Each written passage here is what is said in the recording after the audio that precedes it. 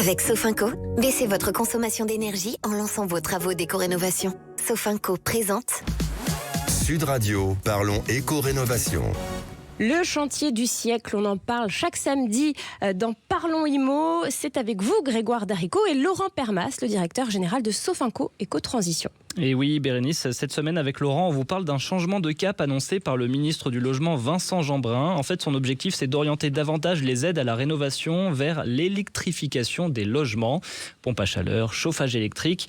Laurent Permas, bonjour. Est-ce qu'on est en train de changer de modèle ? Eh bien, on est en train clairement de changer de modèle, notamment avec le conflit.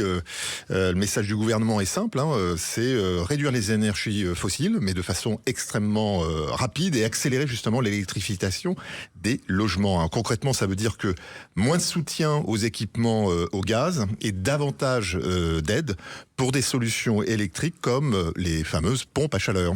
Pourquoi ce virage vers l'électrique, Laurent, vous en avez un petit peu parlé ? Oui, voilà, pour deux raisons. La première, c'est la France, en fait.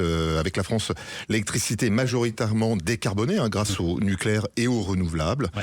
Et puis, les équipements électriques aujourd'hui modernes sont de plus en plus performants. Un exemple très concret, la pompe à chaleur peut produire 3 à 4 fois plus d'énergie qu'elle n'en consomme. Donc, sur le papier, ça fait moins d'émissions et puis potentiellement une facture qui baisse. Laurent, concrètement pour nos auditeurs, qu'est-ce que ça change ? Les aides vont progressivement favoriser les équipements électriques.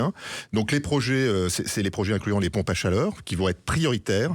Et les solutions au gaz vont être ce qu'on appelle décommissionnées, de moins en moins soutenues. Un exemple, avant on remplaçait une chaudière à gaz pour être aidé. Eh bien aujourd'hui, on va plutôt inciter à passer à une pompe à chaleur de façon beaucoup plus massive. Un autre cas, un ménage qui remplace des radiateurs anciens par des radiateurs électriques performants avec la fameuse régulation pour être davantage accompagné s'il y a une logique justement de globale derrière. On parle de tout à fait, rénovation d'ampleur. Exactement. On en avait parlé. Laurent, je vous écoute attentivement. En fait, il faut qu'on passe tout à l'électrique ? Non, surtout pas.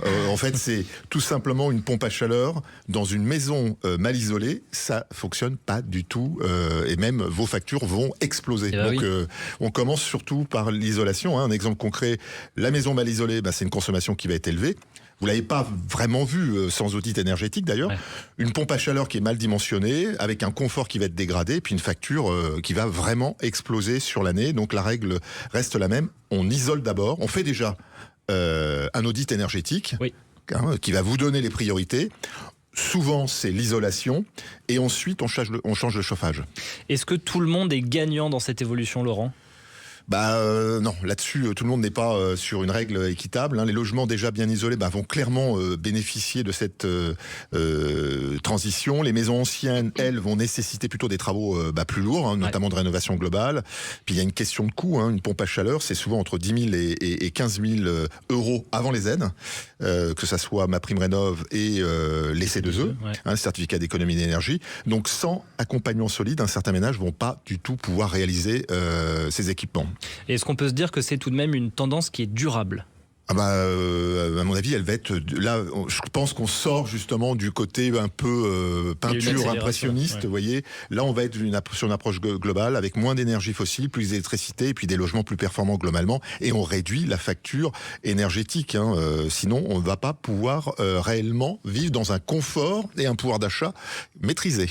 Laurent, en fait, votre message, c'est ce n'est pas tous à l'électrique, mais plutôt mieux rénover. Exactement. L'électrification, en fait, c'est une direction, mais la clé reste le même. C'est un projet qui doit être cohérent, une bonne isolation, un équipement qui est adapté justement au logement, au mètre carré. Et tout ça est fait et connu par les professionnels, notamment les professionnels RGE. Merci beaucoup, Laurent Permas. Et à vous tous qui nous écoutez, avant de changer de chauffage, posez-vous la bonne question. Est-ce que mon logement est prêt ? À la semaine prochaine sur Sud Radio. Merci Grégoire, merci Laurent. Sud Radio, parlons éco-rénovation. Avec Sofinco, lancez vos travaux d'éco-rénovation pour baisser votre consommation d'énergie.